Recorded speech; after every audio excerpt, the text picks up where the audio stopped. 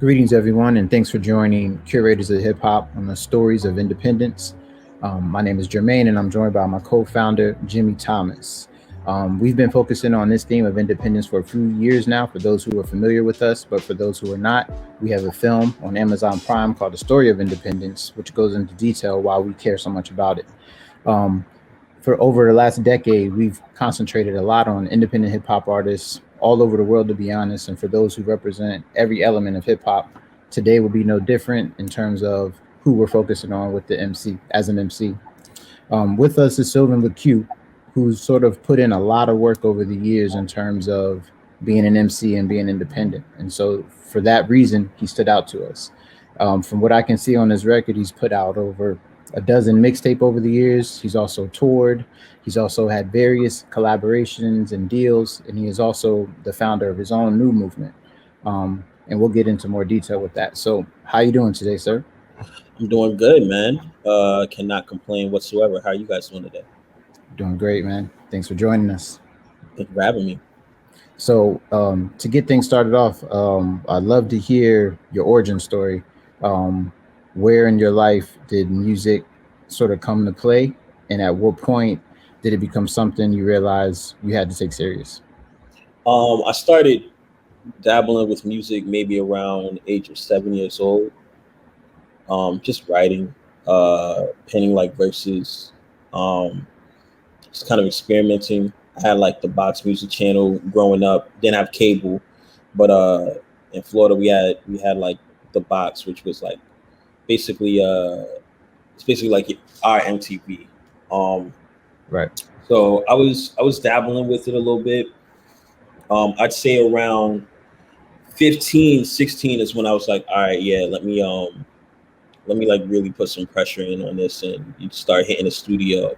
The school had self-recording studios, so I'd be in there pretty much every day after school if I could for the first year, and then the laptops got stolen at the joint at the school. So um, through the grace of God, I met a childhood friend named Will Notes, who had a bunch of equipment at his crib that his dad was using, that his dad wasn't using anymore.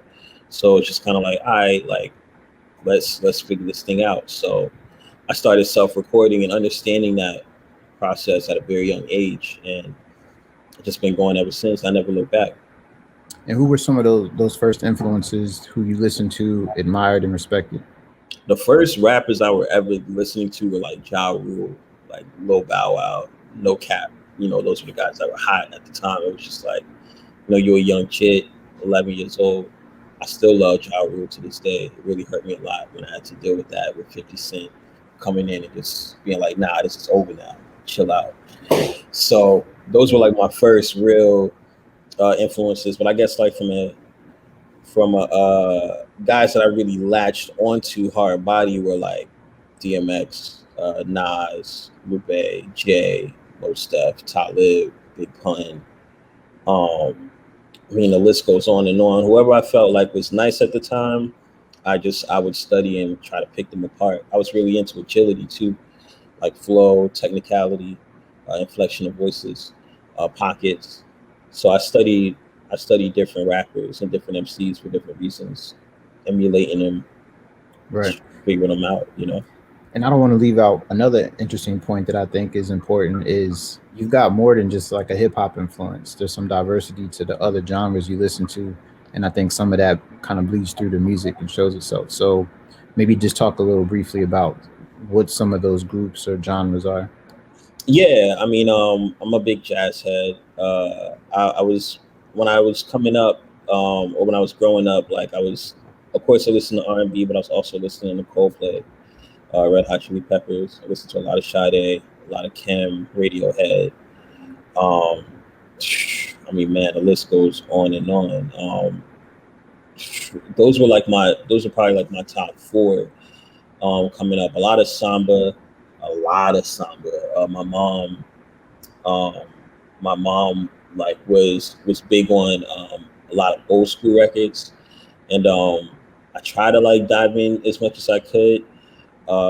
So like I would go in and try to like do the background on like a lot of the like hip hop records that were out. So started coming across like we started coming across different samples, especially around the Kanye era and around the Dipset era. It was like, yo, what sample was that?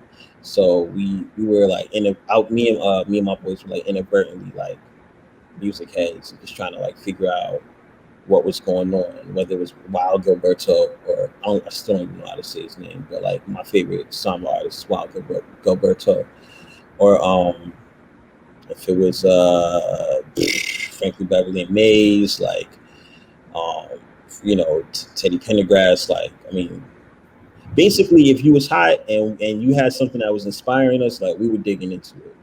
Like I Right. tried to keep my ears as open to as much as I could, except for country. I never really could grasp country. To this day, I still can't.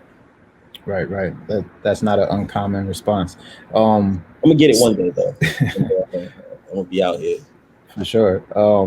So we've got this warm introduction. We sort of see how you got into this thing and what inspired you.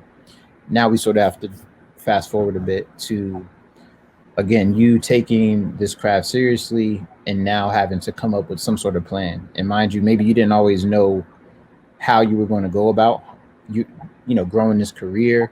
And so I'm certain there was a lot of learning in the process throughout all of your mixtapes, and then establishing a network. So I kind of want you to look at your career thus far with like a business lens. What do you think were some of the key components to allow you to go from step one to step two and so on? I think the first component was honestly creating my product. Um, I didn't have the means to really like go to the studio and like pay for records like that. You know what I mean? So like studio time was just never a consensus for me. But I knew how to record myself. So recording myself saved me a lot of money, and it allowed me to be in control of my product because now I can create whenever I wanted to create. So that was the first step for me, was being able to understand that I could create my product. Back then, 2005, 2006, it's a different time. Recording yourself was just starting to kind of become a thing. At the crib, like home studio setups were like just starting to like run rampant. It's not like now where you can get a laptop, get Pro Tools, get a microphone, get an interface, and set up shop. Like back then, we were kind of when it was starting to just get to that space. So understanding that I had the power to create my product at any given point was really powerful for me.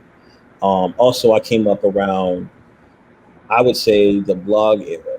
So I started realizing that things were transitioning from physical mixtapes, which required a lot of capital up front, to actually have like physical product, to basically being able to put out your records online free of charge and cultivate a fan base. So for me, it was about figuring out who are these people at these blogs, because they had the influence at the time. And they were the ones that were going to be able to like generate you a fan base outside of your immediate home, outside of like you being at the crib and your people just knowing about you. Obviously, that's very important.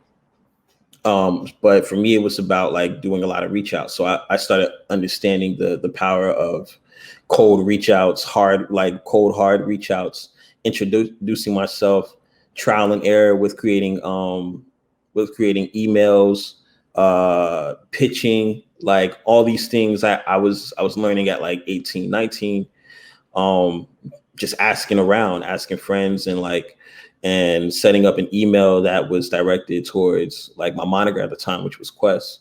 So those were the two like main things on my like journey that I realized I needed to do. Like, okay, or I'm not gonna say needed to do. I would say that I realized I had power in, was understanding that I could create my product at any given time, and that I could do cold hard reach outs to generate a fan base outside of where I was living at the time. So, um, at what point did you then see, I guess you can say, the fruits of your labor? Are there some milestone moments where all the work you just discussed putting in really paid off in a significant way, and you basically just were able to benefit from that? Yeah. So I mean, I think I always saw like a growth in fan base, but the first time I really like saw some real change, where I was like, wow, I'm getting paid like some considerable amount of money, was when I went on tour. Um, the second time I was touring with Logic early on in 2014. 2014, I saw like $10,000 from my first tour, which for me at the time was like, wow, like I'm really making this amount of money for being on the road. This is really insane. Um, the first show I was ever paid for was probably like, I think maybe like $50, give or take. I was at somewhere in Miami, you know what I mean? Like real chill, I was maybe like 20, 21. Most of those shows back then you did for free. Um, the music that you sold, probably like I used to sell music like in CDs for like $1 if I could, you know what I mean? So you probably see anywhere between 150 $200. So monetarily, like I think the first time I really started seeing success was when I went on tour with Logic for the third time. So like I toured with him 3 times. So the first time it was free, and the second time it was free, busting my ass, like living off of EBT cards, like stretching a meal a day, selling merch after I get off the show. I'm selling his merch after I get off the show. And then the third time it was like, I'm getting some bread from this. So it's like, all right, cool. I could hold on to this, make this cookie stretch a little bit. And how did you and Logic meet? How'd y'all link up?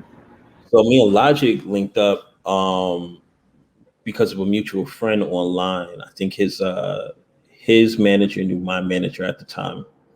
And I remember my manager at the time was like, yo, you need to mess with this kid Logic. He be rapping. And I was like, all right, cool. And I didn't really think much of it. I looked up his music. I was like, yeah, the kid can spit. And I kind of kept it at that. But Logic actually reached out to me, and, we talked on the phone for like 5-10 minutes, had a great conversation. It was cool. Real chill vibes. And from that moment on, it was like right when he was about to start making his way into like the game. So like, I want to say maybe like Young Sinatra vibes, like right before All I Do dropped, and then All I Do started dropping, and it was like, oh, word, this guy is actually like getting momentum, getting like views, like fan base.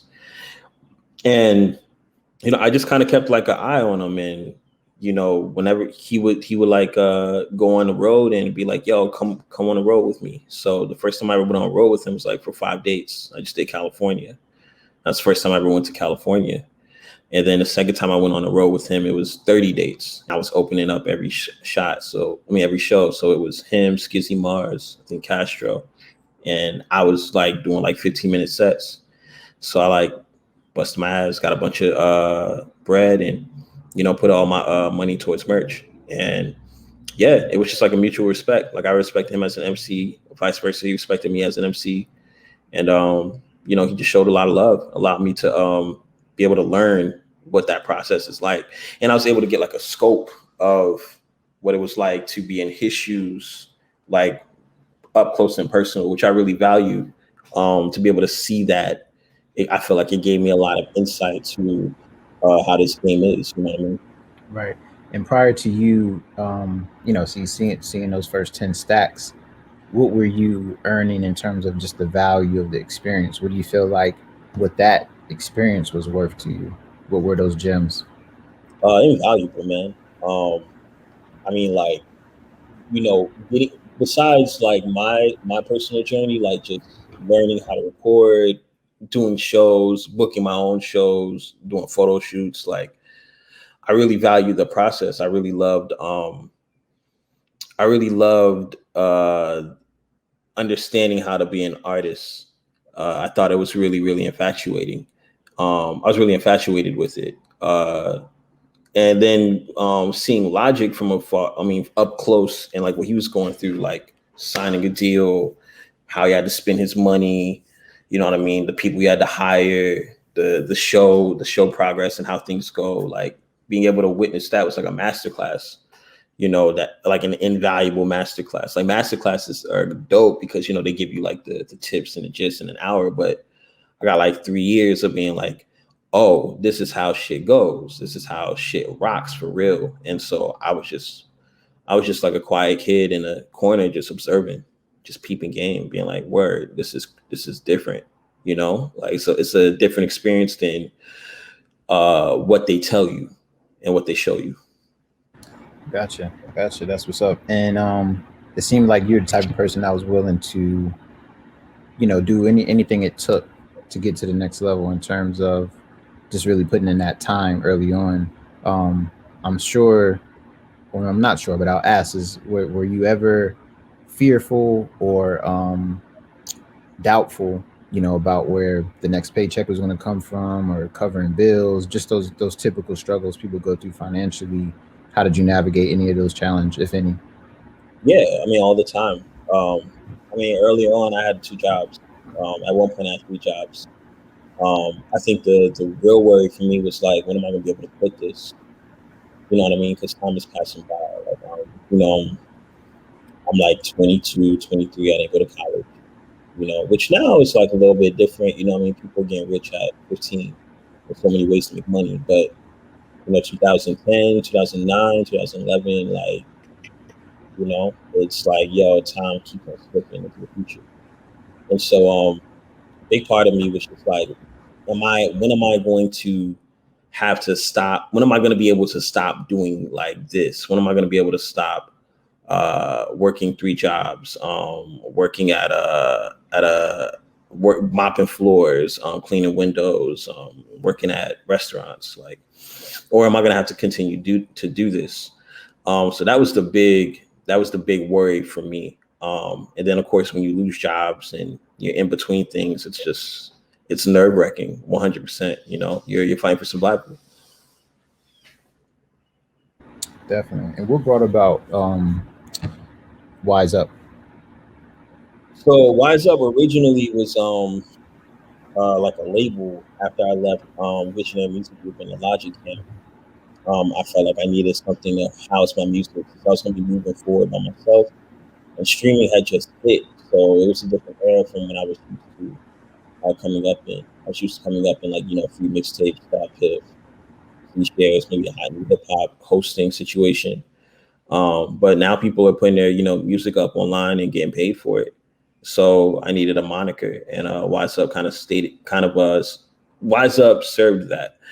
But as the years went on, up until like 2018, 19, I discontinued that, and because I just felt like Wise Up could serve a little bit better than just like a place where I hold my music.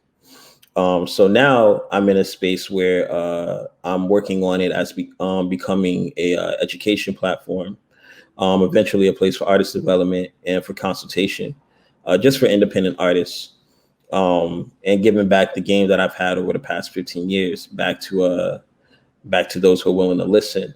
I feel now independent artistry, or artistry in general, is booming more than ever, and people are not as discouraged as they might have been 15 years ago to start. And so when you have an influx of people who are becoming artists, uh, you know, I think, and a bunch of tools to navigate, it's I feel like there's a real space where artists can really get some game and get some gems, and I have 15 years of independent experience um to offer and to lend out. So for me, it's been about creating a platform that really serves the mental, the spiritual, the emotional aspect of artistry. You're gonna always have the business side of things, and you're always gonna have the music. That's what they always emphasize: the music and the business.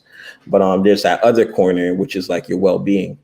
And I think there's a different input that goes in when it comes down to the well-being of an artist. The human side is always often neglected. So Wise Up I'm working on Wise Up serving as a platform to understand that it's well-being for artistry, from an artist who has had to navigate well-being while being an artist.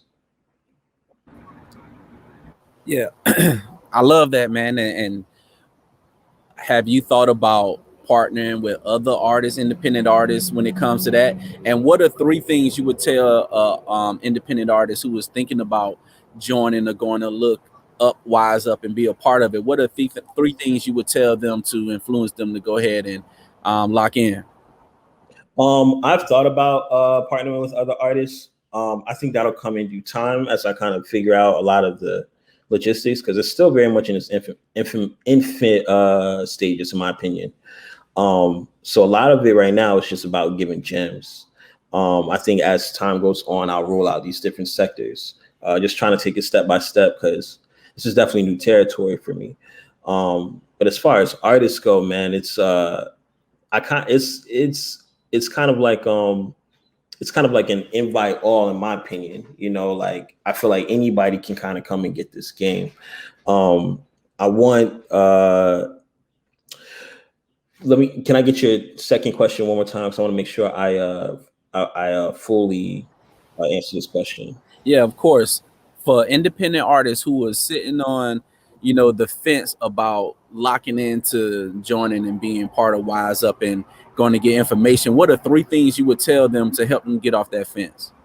Yeah, of course, man. Well, I mean, number one, you know what I mean? Like, it's okay if you on the fence. Like, let's just get that out the way. Like, this is no, it's, I firmly believe that things are meant for you when they're meant for you. I've had books offered to me that I didn't read until 3 years later. And I was like, wow, why didn't I read this book 3 years ago? And it's because it wasn't time for me to read it. So if you're on the fence, completely understandable. If you're trying to get off that fence, my second thing would be, it's free game. You know what I mean? Take what you want. You know what I'm saying? Like, at the very least, you get some gems, and you get some things that could possibly help you for your mental well-being. The third thing I would possibly say is that we're at a space now where, as we continue to move forward as artists with our business, of course, and with our artistry and our independence, more is required of us.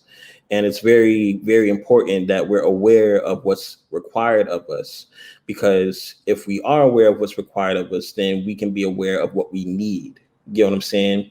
And I feel like very often artists aren't in tune with what they need in order to create, in order to move forward, in order to pursue their passion. We burn out quickly. We got to take 2-3 years off. We got to figure out what life is about. And I'm a product of that. You know what I mean? Like, nobody told, like, especially being a human, like, nobody told me a lot of the things that I would have to experience. And it's cost me a lot of time. And so if my third thing would definitely be, listen, man, like, if you're really trying to save some time and some effort and some energy, then, especially with your process, then, like, tune in to Wise Up. Because quite honestly, man, like, the real spill here is being able to put yourself in a space to where you can take care of yourself while you're creating this journey that you're on. Because I guarantee you, as you go throughout life, more is only required of you. So the more that's required of you, the more it's required of you to be able to understand what you need in order to meet those requirements. Now that's game. Yeah. Look, man, we're talking about independent artists. We're talking about music. We're just talking about people in general. And in your music, you reflect a lot on life. I feel like, we've had discussions about film and things like that. I'm sure you got a film in the works too, right? I got a couple of things I'm working on, you know what I'm saying? A couple things here and there, you know what I mean? And, nothing too crazy, I could see it in your music, man, because, one thing about being from Florida, we're real family oriented. You're Haitian, right? Yeah, absolutely. Yeah, and being family oriented, I hear it in your music so much. That's really why I relate to it, because sometimes people can talk about money, drugs, and hoes, and that's cool. But how many times you gonna talk about that? What else you got to talk about? But then when you talk about real issues and family issues, and then I hear it in your music, like, why is that so important for you?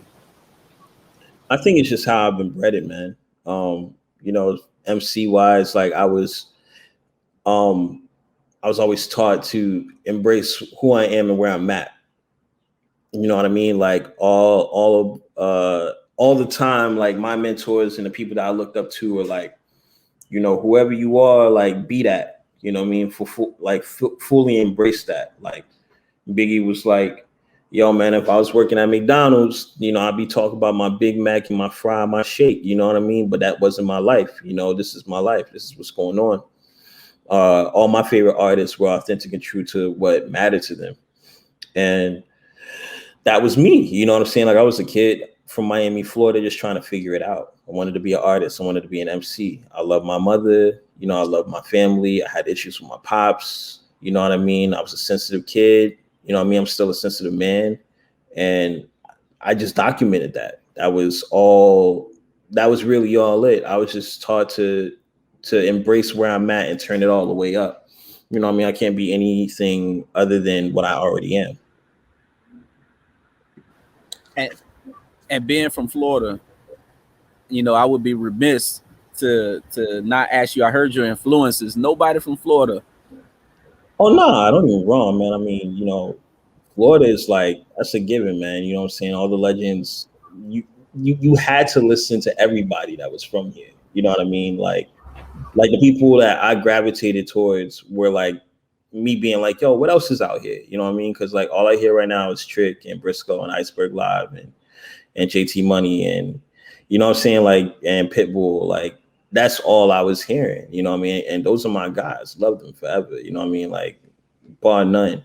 But you know, for me, it was like, oh, all right, like these guys out here, the people that like I'm gravitating towards more. You know what I mean? Like it felt like this style of music was just resonating with me a little bit more. You know what I mean? Like I love Florida. Like Florida is like my heart and my soul, and you're gonna naturally gravitate towards the culture because it's just like it is what it is. But you know, once I got a taste of what else was out there, like I just kind of became hooked. I was like, yo, this is kind of how I want to express myself, you know? I think mentally and lyrically, I could really see you and Ace Hood doing something. Yeah, Ace Hood's a legend, man. Ace Hood is definitely a legend. Also very underrated for his influence, man. Yeah. Very underrated for his influence. He's given us a lot of flows that we don't really credit him to. And then you talked a little bit about the relationship with your father, like in your music. When I heard your music and I heard the passion and the pain, you know, when you were talking, you know, just about your father and about that, those moments, you know, it really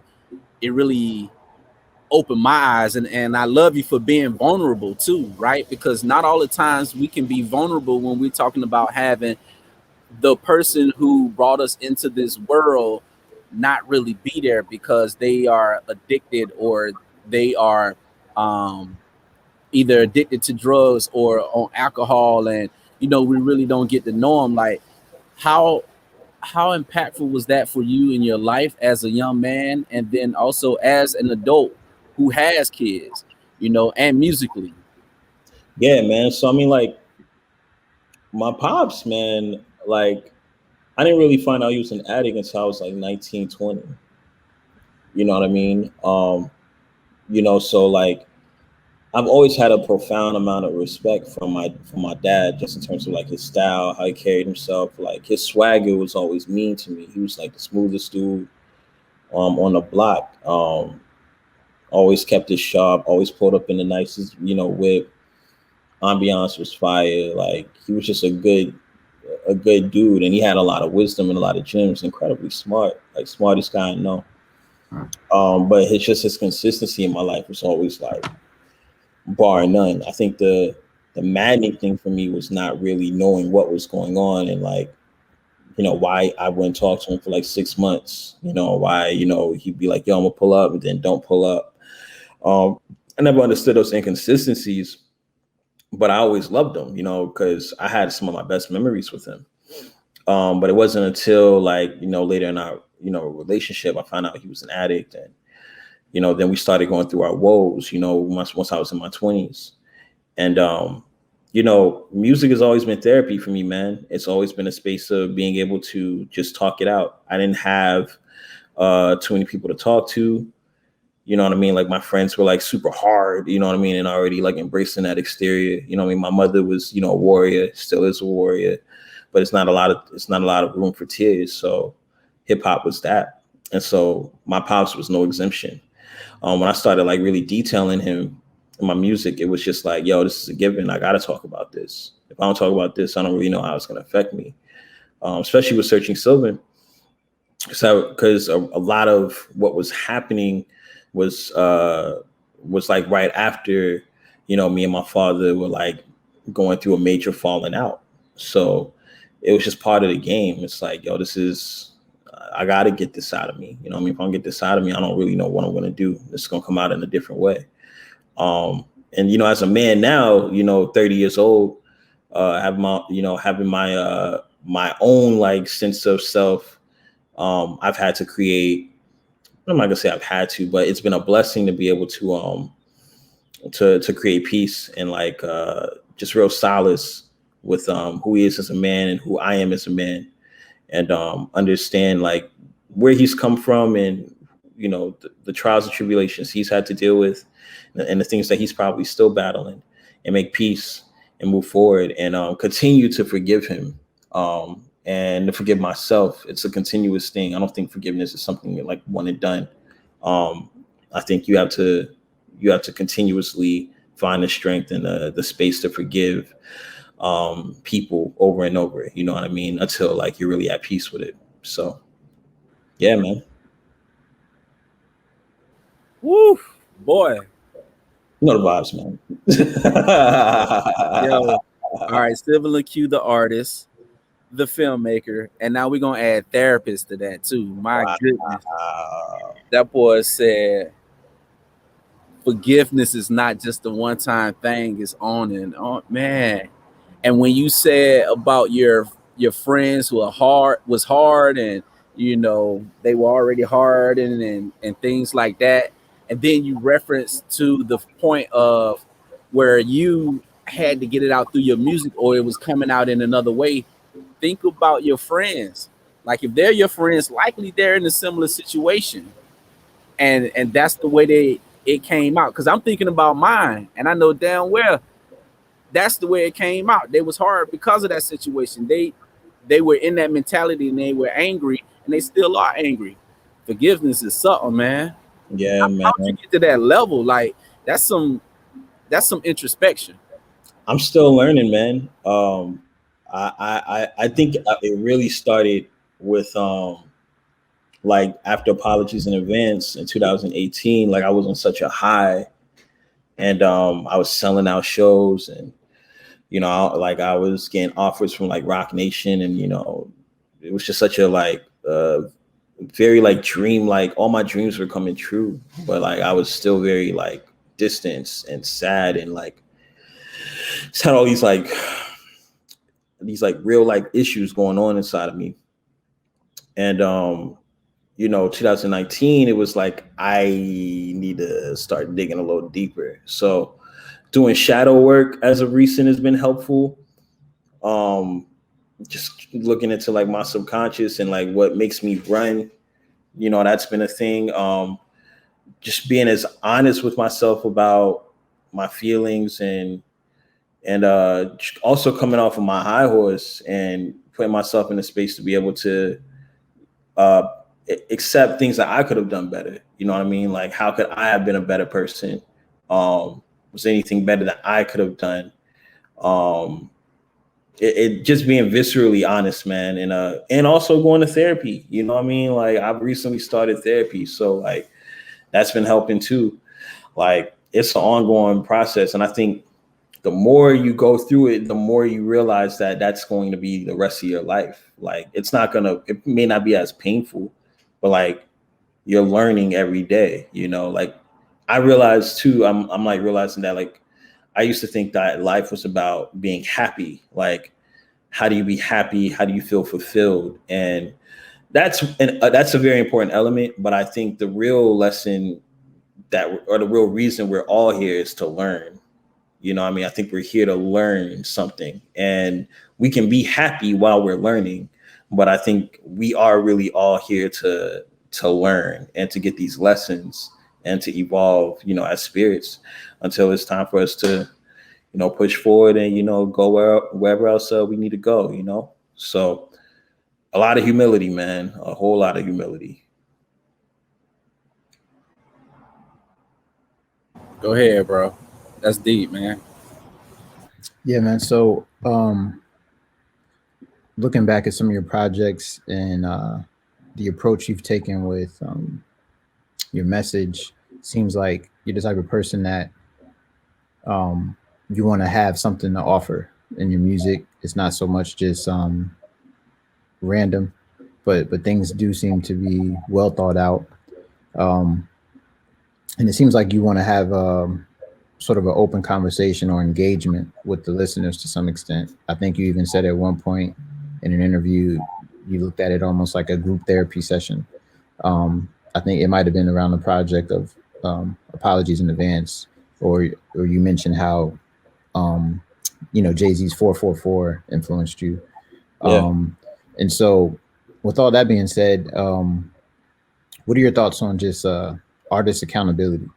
You feel a sense of requirement or integrity within yourself to be authentic and to also be transparent with elements of vulnerability.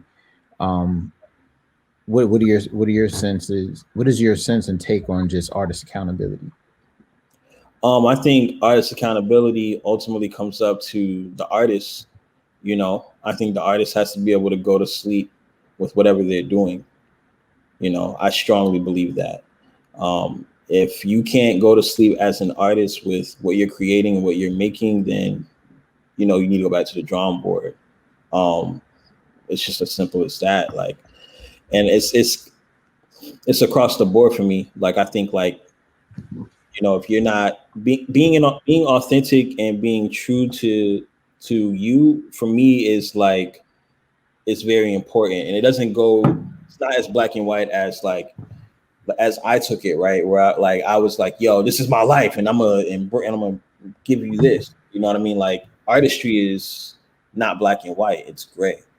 So like, whatever, like, if you are a different person in real life and you're creating a whole different persona in your music, and that's true to your artistic expression, then you gotta rock with that. You know what I'm saying? Like, you gotta move with that. You know what I mean? Like, if you are, it's like, you know, Beyonce is like, I'm pretty sure, an entirely different person in private than who she is in her public persona and what she creates for herself as a musician, as an artist, with Sasha Fierce and, you know, these bold, boisterous records. You know what I mean? It may be an extension and come from her, but it's like, she's not moving like, I'm Beyonce in the crib. You know what I'm saying? Like, it's different for everybody, you know. But the authenticity and artistry, being an artist, comes down to you being able to live with the product that you're creating and putting out. It's as simple as that to me. Cool. And talk to us about some of your latest videos that you put out this year. Yeah, man. So we started with this Young Sylvan series with Young Sylvan Back, which I've been really excited about. It's probably like my favorite video. Peter Pan, which we recently dropped about 3 weeks ago, which was a commemoration to Robin Williams and Hook, and just kind of like making like the hood Peter Pan version. You know what I mean? That's been like a real, that was probably my, one of my favorites to shoot, because I didn't really have to do much except show up. We also did Clam Chowder, which was really fantastic, really fun to do, really chill. These visuals, we've just been like trying to push the envelope and encapsulate a lot of what these songs were really about, which was like, you know, extensions of childhood trauma, like putting myself into a space where I'm back, or trying to create like those personas where I'm back in time, and what that might look like in real time.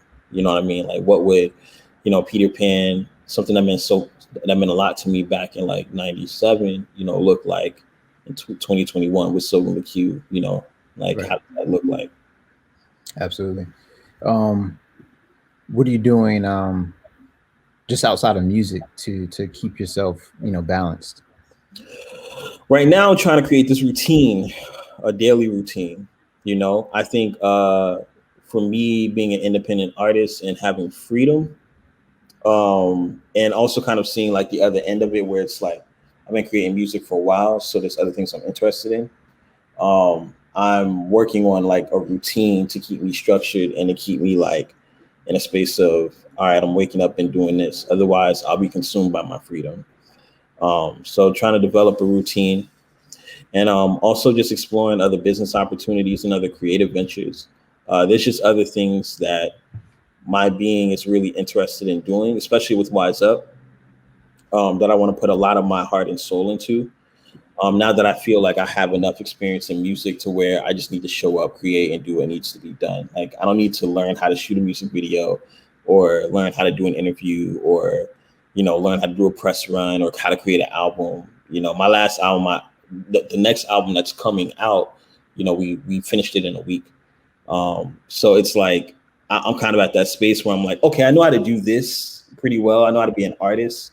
Mm-hmm. So let me give myself some grace and explore other things that I am really interested in.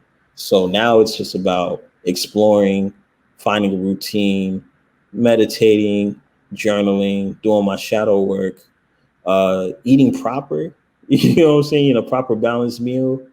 You know what I mean? Exercising, just trying to take care of my vessel as much as possible. Yeah, definitely.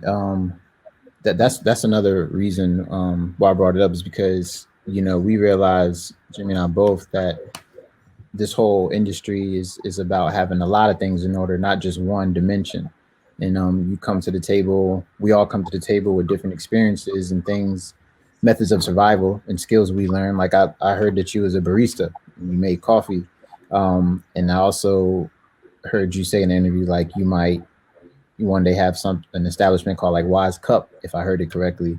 And so having that vision and having the ability to be entrepreneurial is you thinking on different levels, again, beyond the music. These are things that will help you establish, a foundation of wealth for whatever that means to you, or at least stability.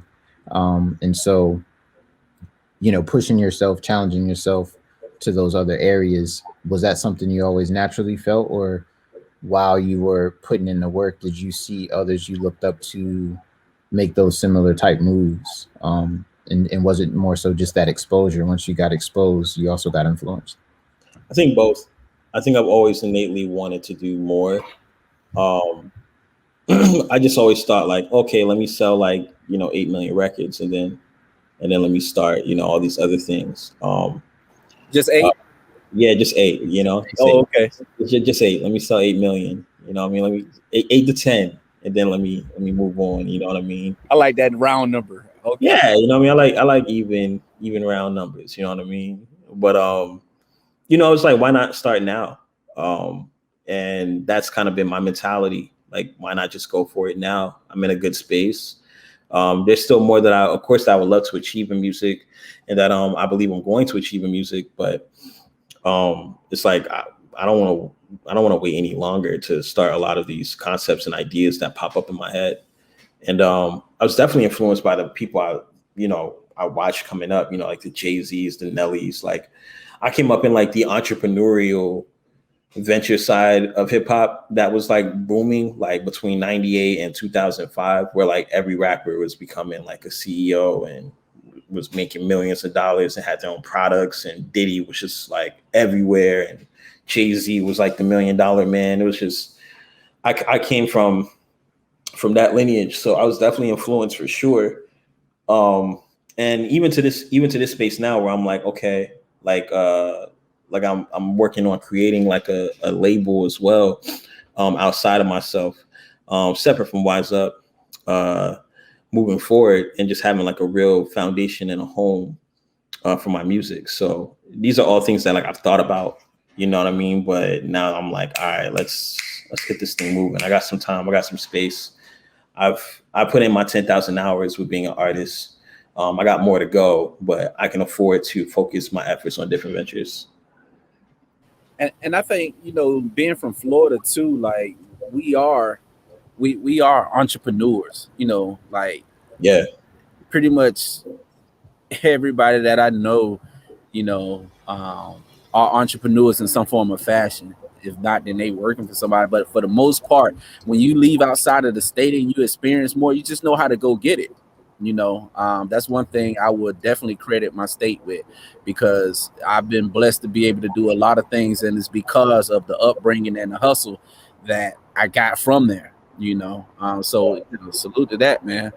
Um, as we talk about, you know, the projects and the EPs that you drop, man, you know, one of my favorite tracks on Young Sylvan EP2 is Penal Code. You talk your shit on there, man.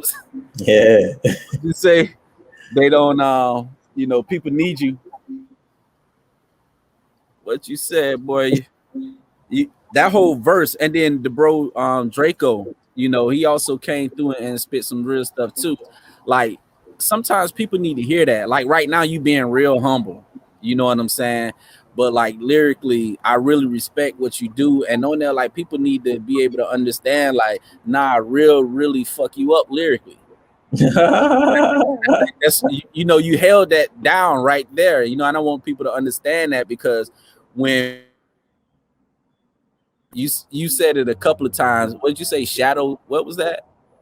I'm not even on penal code. No, not on penal code, but just what you've been doing, like shadow something. Oh, shadow work. Yeah. Shadow work. I don't know what the hell that is. You know what I'm saying? I'm listening, but I don't know what that is, right?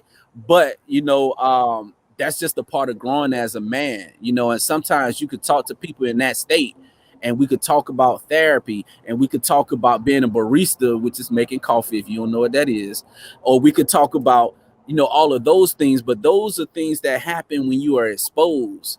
Penal code is, you might not be exposed, but let me talk this shit to you. You know what I'm saying? We need that balance. So I appreciate you for providing that balance. But yeah, boy, you spazzed on that penal code, boy. Yo, thank you, man. That was I think the last record we recorded for sure on the project. And it was just like, yo, like I don't even think I was supposed to do my verse at that time. We were just gonna get Draco's verse and create something around it, because he gave us the verse while he was in jail at the time. And then my boy Gary Biddy was like, nah, man, we need you to get a verse on here. So, you know, I just kind of took back to the traumas that were in my childhood, you know what I mean? And like, you know, how I was raised, you know, like, and where I'm from. And, you know, it's funny, man, because it's like, I hate to say it, but it's like, it's a given, you know what I mean? For me, it wasn't like, I can't really brag about how tough or how wild shit was, because it's just like, that's just a given. That's just how shit goes. It wasn't like it was like, if it was just life, you know what I mean? Like, don't go outside when niggas pull out with Tommies. You know, I was 24, nigga hit the flow, 12, thought I brought my mama's apartment. Like, I came outside and like, you know, cops thought like I was robbing my mom's crib. You know what I mean? I was in handcuffs in my drawers and shit. Like, and it was normal. You know what I'm saying? Like, it was a misunderstanding, but like, it was like, shit happens.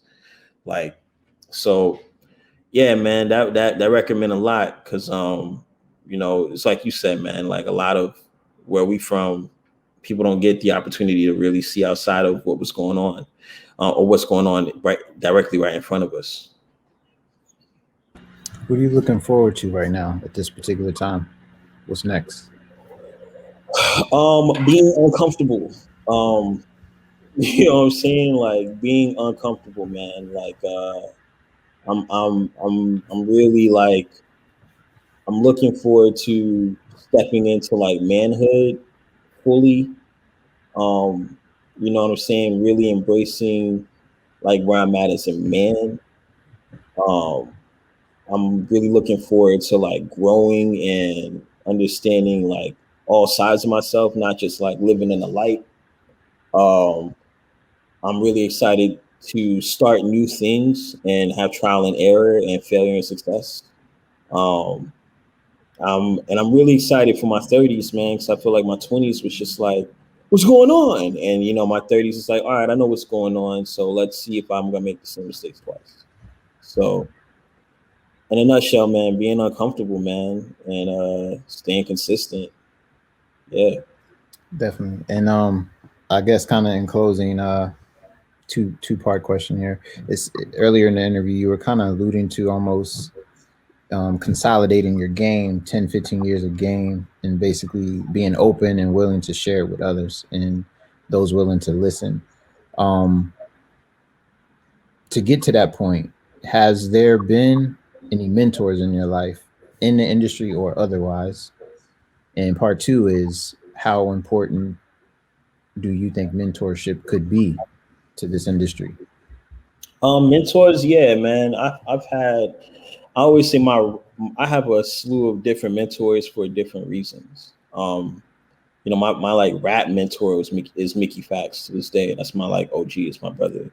Um, I feel like he's the best rapper alive, damn near. You know what I mean? Like, and when he was like just getting his like feet into like the reins of stuff, like he took me on under as like a kid. I just didn't know much and showed me a lot of love. I've had, label mentors, Amanda Berkowitz. I've had, hood mentors, my man OG Wanji, who's my barber and has, given me a lot of life game.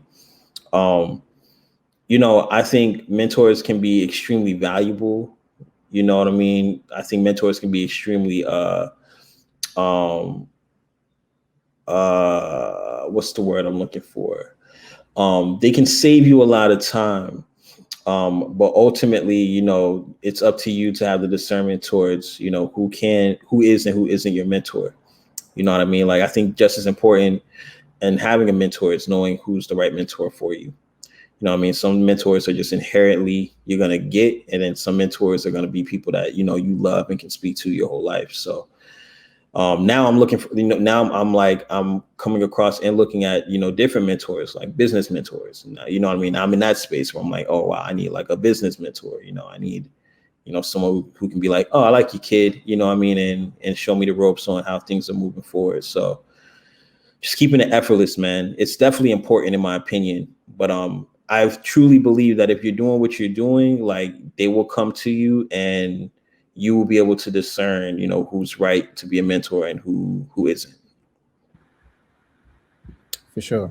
And in parting, what would you say? This will probably be an evolving thing. So if we talk months or years from now, you'll probably say something different. But for this moment, what would you say is some particular philosophies you live by or principles you live by that kind of get you through what you feel like is a variety of situations?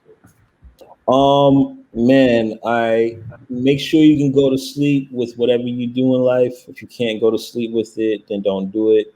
You know what I mean? It's easier said than done. Sometimes we do things and we can't get sleep because of it. It happens. So I try to live by that philosophy. Like whatever I do in life, I got to make sure I can go to bed that night with my decision. Um, um, always keep your eyes, and your humility open.